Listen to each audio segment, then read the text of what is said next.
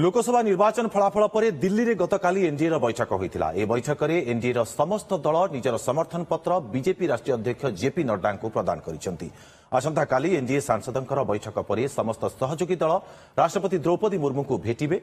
राजनाथ सिंह, अमित शाह और बीजेपी अध्यक्ष जेपी नड्डा सहयोगी दल मान सहित सरकार गठन नहीं आलोचना करेंगे। आसंताकाली बीजेपी संसदीय दलर प्रथम बैठक अनुष्ठित होब पर एनडीए संसदीय दलर बैठक बसिब।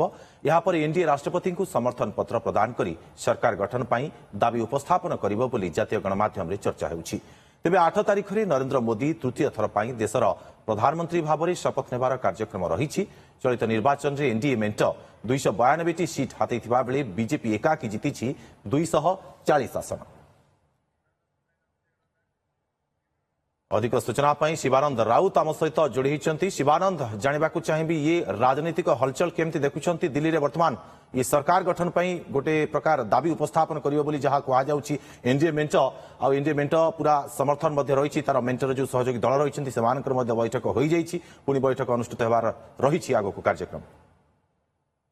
देश में तृतीय थर पर एनडीए सरकार करने को जाऊँगी। दिल्ली में गतकाली एनडीए बैठक चली गोटे घंटा धरिक बैठक चलला और जहाँ निष्कर्ष बाहर जे एनडीए जो सहयोगी दल गुड़िक समस्ते नेता प्रधानमंत्री नरेंद्र मोदी को चयन कर समस्त समर्थन चिठा जेपी नड्डा को प्रदान कर राष्ट्रपति को भेटी दिज्ना कौटे आसंता काली गुरुत्वपूर्ण रही। समस्त एनडीए सहयोगी माने राष्ट्रपति को भेटी निजर सरकार उपस्थापन करेंगे जो दाबी उपस्थापन करेंगे कौटना कौटे समस्त प्रकार काली गोटे घंटा मध्य एनडीए सहयोगी दल गुड़िक आलोचना कर 8 तारिख दिन शपथ ग्रहण उत्सव बोली जहाँ सूचना हस्तगत होती। आसंता काली जो संसदीय दल बैठक बसीज परवर्ती पर्यायर 8 तारिख में ही शपथ ग्रहण उत्सव हम कौटना कौटी सब प्रकार स्थिर हो सारी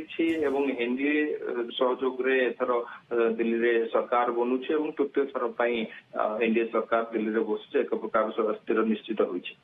शिवानंद, आज जेहेतु 6 तारिख रही काली हाथ में गोटे दिन मात्र समय अच्छी 7 तारिख या भितर सबकि समाधान हो सबकि ये जाकि उपस्थापित करेंगे एनडीए तरफ से आम सरकार गठन करूँ तापर ही सरकार गठन हो जेहेतु जहाँ सूचना रही 8 तारिख में प्रधानमंत्री भाव में शपथ ग्रहण करें नरेंद्र मोदी।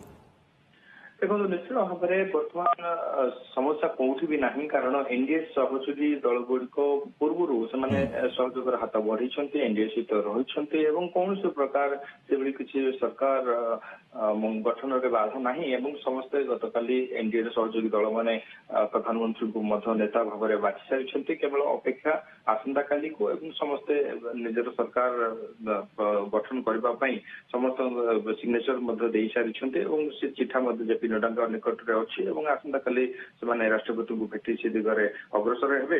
तेज कौटना कौटी एनडीए मेंट जो कथा कहला जो भाव से एनडीए मेंट सहित जोगाजोग अच्छा जोगाजोग रहा स्वाभाविक किंतु से कौन सफलता नहीं किसी खबर ही ना एनडीए सरकार गठन कर एक प्रकार स्थिर निश्चित हो सारी।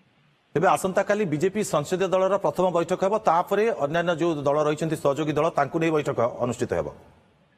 देखो जहाँ जना पड़ी खाली एनडीए संसदीय दल बैठक हम बोली जहाँ जना पड़ी देखार कथा हूँ संसदीय दल बैठक पर कौन निष्पत्ति बाहर। निहाती बहुत बहुत धन्यवाद आपको तमाम सूचना शिवानंद।